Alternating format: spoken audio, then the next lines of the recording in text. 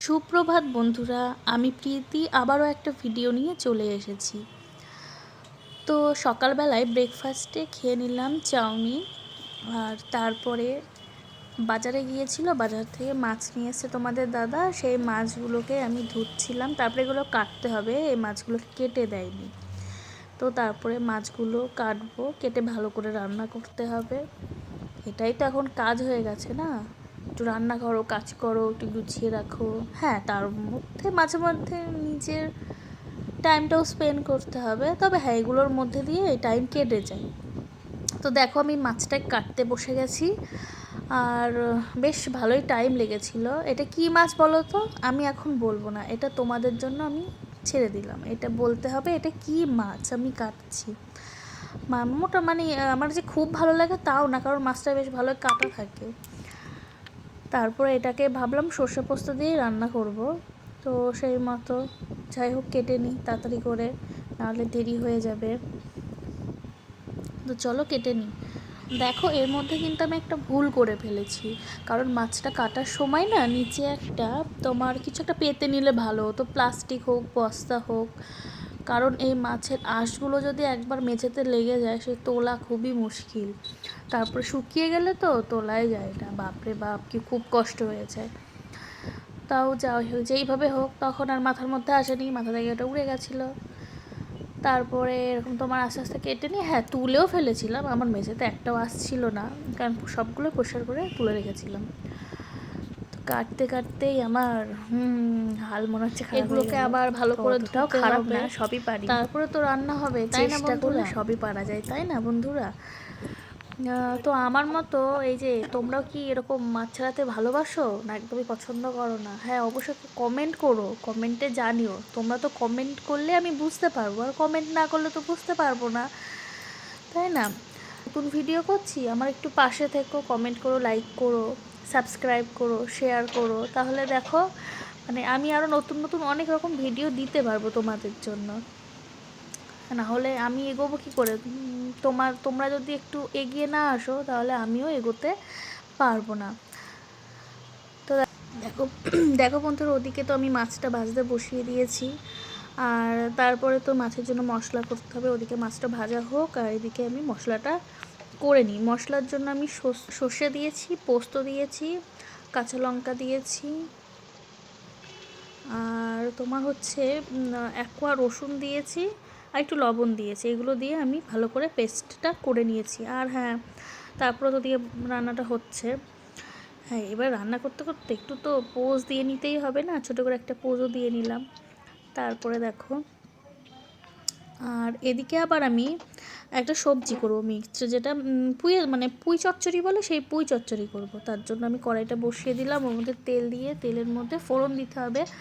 আর ফোড়নে আমি দিয়ে দিলাম শুকনো লঙ্কা দিলাম গোটা, আর তেজপাতা, আর দিলাম হচ্ছে এদিকে 5 ফোড়ন। আর এর মধ্যে না কটা কাঁচা লঙ্কা দিলেও বেশ ভালো লাগে, কারণ একটা সুন্দর স্মেল হয়, ভালো লাগে ওটা। তারপরে তো মশলা ওটা দেওয়ার পরে এবার আমি সবজিটা দিয়ে দেবো, তারপরে ভালো করে একটু ভেজে নেব। ভেজে নেওয়ার পরে দেখো এর মধ্যে, আর আমি এই পুঁইয়ের মধ্যে আমি অনেক কিছু দিয়েছি, তোমার বেগুন দিয়েছি, কলা না সরি আলু দিয়েছি, পুঁই দিয়েছি, আর আর ওখানে ছড়া কচু দিয়েছি, যেটাকে গাঁটি কচু বলা হয়, সেটা দিয়েছি। তো গাঁটি কচু দিয়ে পুঁইয়ের তরকারি বেশ লাগে কিন্তু, তাই না? আর তার মধ্যে অনেকে আছে মাছের মাথা দিয়েও পছন্দ করে, সেটা ইলিশ মাছ হোক, রুই বা কাতলা মাছের মাথাই হোক। আমারও ভালো লাগে, তবে একটা না যদি ঠিকমতো রান্না না একটা গন্ধ লাগে, তাই ওটা স্কিপ করে গেছি, মাথা দিইনি। হ্যাঁ, এর মধ্যে চিংড়ি মাছ দিলেও হেভি লাগে, এটা কিন্তু বলতে হবে। তার মধ্যে দেখো নুন হলুদ দিয়ে দিলাম, আর একটু জিরের গুঁড়ো দিয়ে দিয়েছি। আর তারপরে এটা মোটামুটি কষানোর পরে একটু আদা গ্রেট করে দেবো, তাহলে একটা ভালো স্মেল আসবে, আর খেতেও ভালো হবে। তো ওদিকে পুঁইটা হোক, পুঁইটা রান্না করতে করতে এদিকে মাছের ঝোলটাও করে নিই। তো দেখো মাছের ঝোলের জন্য ওখানে আমি 5 ফোড়ন দিয়েছি। 5 ফোড়নটাকে ভালো করে ভেজে নেওয়ার পর তার মধ্যে পেস্টটা দিয়ে দিলাম, আর পেস্টটা দেওয়ার পরে কষাতে হবে, কারণ এই মিশ্রণটা না কষালে আবার তোমার একটা কাঁচা কাঁচা গন্ধ লাগবে। তাই জন্য আমি এটা দিয়েছি, আর দেওয়ার পরে তার মধ্যে একটু গরম জল দিয়েছি, কালারটা ভালো আসবে। আর তার মধ্যে গোটা গোটা মাছগুলো দিয়ে দিলাম একটু, আর বেশি নাড়াবো না, নাড়ালে আবার ভেঙে যাবে, তাই অল্প নাড়িয়ে তোমার এটাকে হতে দেবো আস্তে আস্তে এর মতো হোক। হ্যাঁ, তবে আমার তো আবার মাছের ঝোল হলে কিছু আর লাগে না, কিন্তু হ্যাঁ বরমশাইয়ের জন্য সবজি করতেই হবে। তো দেখো কেমন লাগছে মাছটা, কালারটা ভালো এসছে না, খেতেও কিন্তু ভালো হয়েছিল। আর তারপরে দেখো আমি আর আমার বর বেরোচ্ছিলাম, বেরোতে গিয়ে একটা ষাঁড় চলে এসছে, বাড়ির সামনে বসেছিল, তারপরে বর তাড়িয়ে দিল।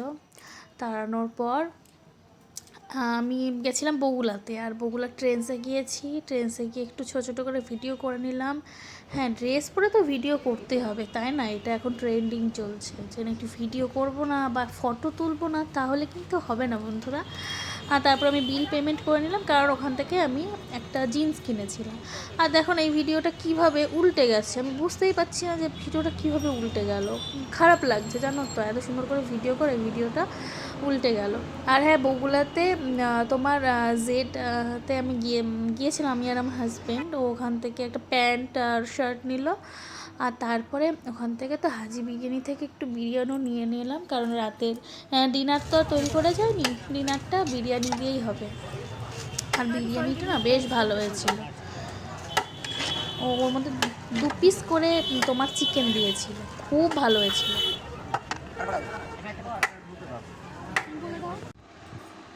তারপরে তো বাড়ি চলে এসেছি, আর বাড়ির এসে তারপরে এগুলো রাখলাম, রেখে তারপরে খেতে তো হবে না, কারণ বিরিয়ানিটা ঠান্ডা হয়ে যাচ্ছে।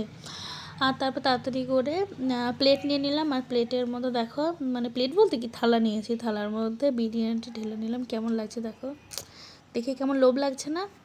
হ্যাঁ, তবে হ্যাঁ, এরকম আমরা তাড়াতাড়ি খেয়ে নিই। আর এরকম নতুন নতুন তোমরা ভিডিও দেখতে চাও, অবশ্যই লাইক করো, সাবস্ক্রাইব করো চ্যানেলটায়। আর কেমন হয়েছে অবশ্যই কমেন্টে জানিও, ভালো খারাপ সবে জানিও, তাহলে আমি বুঝতে পারবো, তাই না বন্ধুরা? টাটা।